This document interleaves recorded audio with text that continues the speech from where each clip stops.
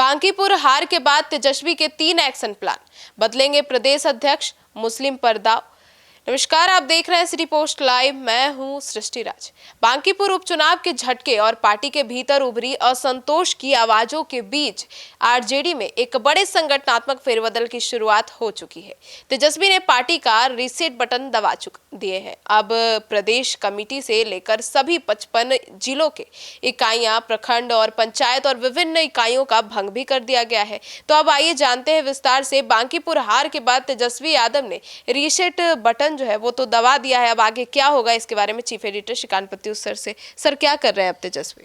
देखिए, बांकीपुर उपचुनाव के नतीजों और सीनियर नेताओं के तीखे बयानों के बाद पार्टी आलाकमान ने संगठन की कमजोरियों को दूर करने का फैसला लिया है, ऐसा कहा जा रहा है।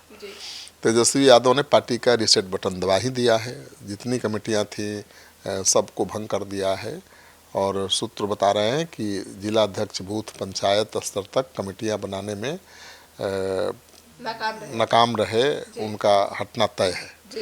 मुस्लिम वोट बैंक पर प्रशांत किशोर की जनसुराज पार्टी की नज़र और हाल में आरजेडी कार्यकर्ताओं का डेटा लीक होने की खबरों के बाद पार्टी कोई जोखिम नहीं लेना चाहती है और यही कारण है कि बांकीपुर हार के बाद तेजस्वी यादव अब वफादार, कर्मठ, ऊर्जावान नेताओं को जिम्मेदारी सौंपना चाहते हैं और भाई वीरेंद्र को भी अहम भूमिका मिल सकती है, ऐसा लग रहा है।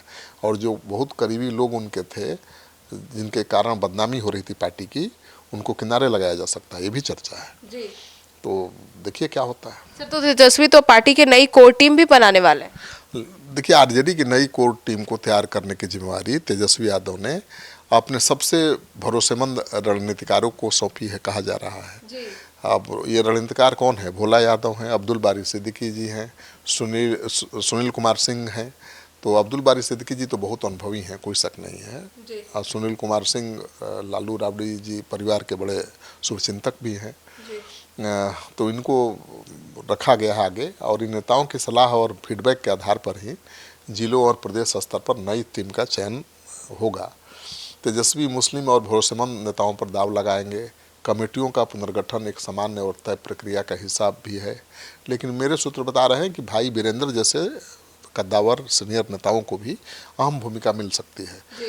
युवा मुस्लिम को आगे आरजेडी कर सकती है, क्योंकि अब तो जेनजी का ज़माना है ना, युवाओं को तो आगे करना ही पड़ेगा। तो तेजस्वी यादव अपने एमवाई समीकरण में भी जेनजी का पूरा ध्यान रखेंगे, ऐसी खबर आ रही है। सर, तो ऐसे में क्या क्या बदलाव करने वाले हैं तेजस्वी?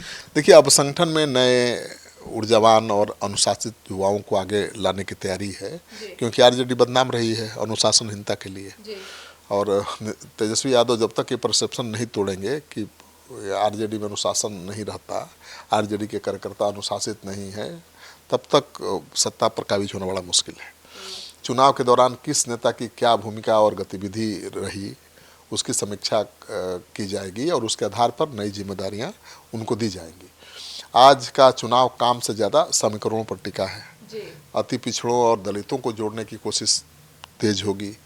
पार्टी जमीनी कार्यकर्ताओं को सक्रिय करेगी और 18% मुस्लिम आबादी वाले वोट बैंक को सहेजने के लिए उनकी राजनीतिक हिस्सेदारी, भागीदारी बढ़ाने की भी बात हो रही है। अखिलेश यादव की तरह तेजस्वी को गांव-गांव भी जाना होगा और गांव घूमना होगा, पार्टी के लोगों से जुड़ना होगा और आम लोगों को पार्टी से जोड़ना होगा। सर, तो तेजस्वी यादव का ये 3 पॉइंट एक्शन प्लान क्या है? सूत्र तो यही बता रहे हैं कि सीनियर नेताओं और युवाओं की निष्क्रियता की जवाबदेही तय करना चाहते हैं। वफादार और विश्वसनीय नेताओं की नई टीम तैयार करना चाहते हैं। कोर टीम में भोला यादव जी हैं, अब्दुल बारी सिद्दीकी जी हैं, सुनील कुमार सिंह हैं और भाई वीरेंद्र को जगह मिल सकती है और इन्हीं की सलाह पर नया संगठन का ढांचा तैयार होगा। राज्य की नीतीश सम्राट सरकार को कानून व्यवस्था और जनहित के मुद्दों पर घेरने की तैयारी होगी और बताया जा रहा है कि प्रदेश अध्यक्ष बंगली लाल मंडल को भी बदला जा सकता है, किसी युवा नेता को प्रदेश अध्यक्ष बनाया जा सकता है। जी, मतलब प्रदेश अध्यक्ष के लिए भी कौन कौन रेस में है सर? देखिए, नई कमेटी में तेजस्वी परिवार के अंदर के लोगों की भावनाओं का ख्याल रखने की खबर आ रही है और इसकी गुंजाइश भी है और ज़रूरी भी है। हाल में सारण जिले के पार्टी प्रवक्ता हरिलाल यादव को आरजेडी ने 6 वर्षों के लिए निष्कासित कर दिया था और इसको लेकर रोहिणी यादव ने जमकर भड़ास निकाली थी, उनका गुस्सा फूट पड़ा था। रोहिणी ने कहा था कि सच बोलने और ईमानदारी से काम करने वालों पर कार्रवाई हो रही है। तो रोहिणी का फोकस रहा है कि पार्टी में लालूवादियों को तरजीह दी जाए। भाई तेज प्रताप यादव भी कह रहे हैं कि परिवार के बिना उनका मन नहीं लग रहा है, अपने पिता को बार बार याद कर रहे हैं। मदद के लिए भाई को उन्होंने आवाज़ भी दी थी, और तेज प्रताप को पुलिस जेल लगाई तो उनके बचाव में तेजस्वी यादव सामने भी आए।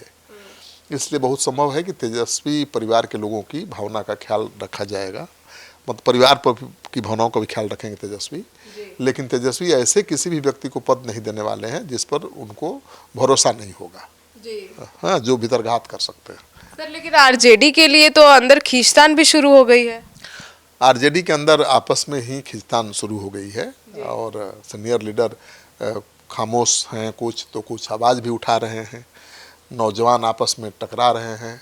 मृत्युंजय तिवारी ने आरजेडी छोड़ा तो यही कहा ना कि पार्टी में कोई सुनने वाला नहीं है, तेजस्वी भी नहीं सुनते हैं, सभी जगह अपनी बात रख कर वो देख चुके हैं।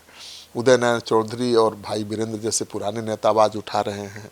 तेजस्वी के लिए इसे कंट्रोल करने के लिए बहुत मेहनत करनी पड़ेगी, और जो पार्टी के वफादार, ईमानदार और अनुभवी नेता हैं उनको आगे करना पड़ेगा। तो मतलब अब एनडीए ही नहीं, जनसुराज भी चुनौती है उनके लिए। बिल्कुल, अभी तो बांकीपुर उपचुनाव के बाद तो जनसुराज बड़ी चुनौती नजर आ रहा है। तेजस्वी यादव करीब महीने भर की विदेश यात्रा से लौटने के बाद सक्रिय हुए हैं। सेक्स रैकेट के खिलाफ आवाज़ उठाने वाले बंटी यादव की हत्या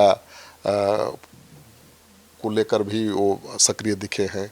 बंटी के परिजनों से मिले, उन्हें 5 लाख रुपए का अनुदान दिया, और बंटी के भाई परिवार का खर्च उठाने का भी ऐलान किया, पढ़ाई का।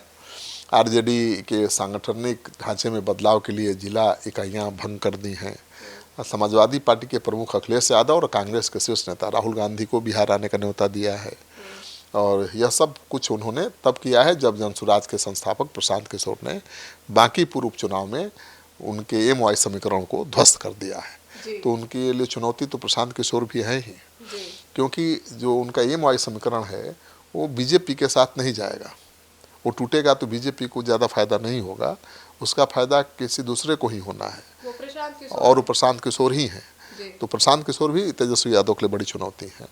और जेनजी का ज़माना है, तो ठीक है, जेनजी के ज़माने में तो वो युवा है, फिट बैठेंगे, लेकिन प्रशांत किशोर जैसे भी तो पढ़े लिखे और काबिल युवा हैं, और युवा प्रशांत किशोर से काफ़ी इम्प्रेस है। निशांत जैसे भी तो युवा हैं। तो आप बिहार में देख लीजिए भविष्य में युवा नेता कौन कौन है। चिराग पासवान जो सबसे आगे दिखाई दे रहे हैं, फिर निशांत कुमार, नीतीश कुमार के बेटा होने का भी लाभ उनको मिल रहा है, वो एक्शन में भी हैं। फिर तेजस्वी यादव नेता प्रतिपक्ष हैं, और चौथे प्रशांत किशोर जिन्होंने अपने दमखम पर अपनी पहचान बनाई है। तो यही 4, और उपेंद्र कुशवाहा के बेटे दीपक प्रकाश, तो यही 5-6 युवा नेता दिखाई दे रहे हैं जिनके इर्द गिर्द बिहार की आगे की राजनीति घूमेगी।